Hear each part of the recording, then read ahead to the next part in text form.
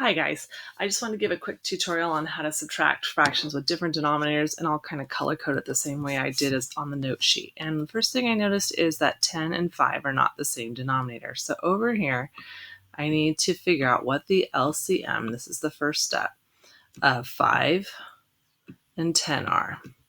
And I can, I know my times tables really well, so what I notice is that when I count by fives, the second multiple I get to is 10.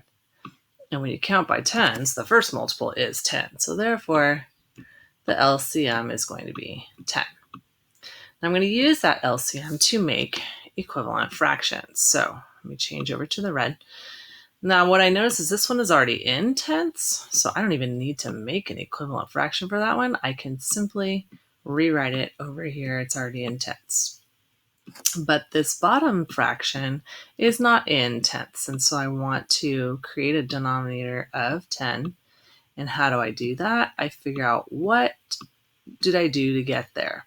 How did I get from 5 to 10? And that's by multiplying by 2. Whatever do you do to your denominator, you must do to your numerator, so that I end up with a new equivalent fraction of 4/10. After that, you can subtract. And I believe I used purple for that, so I'm going to go over to my purple. So now we simply subtract the numerators and we get 4/10. But dun dun dun, step number 4 is to make sure it's in simplest form. So I'm going to find a GCF if there's one, which is a factor they both have in common. And I know that 2 is a factor they both have in common. So I'm going to divide them both by, my division signs look a little wonky there, a GCF of 2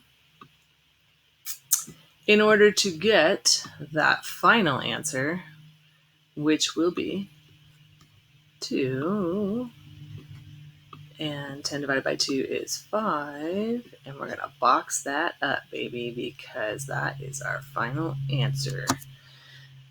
If you have any questions, take a look at some other videos or come to my small group. Hopefully you wrote this down and you can now go and practice with some other problems. Talk to you later. Bye.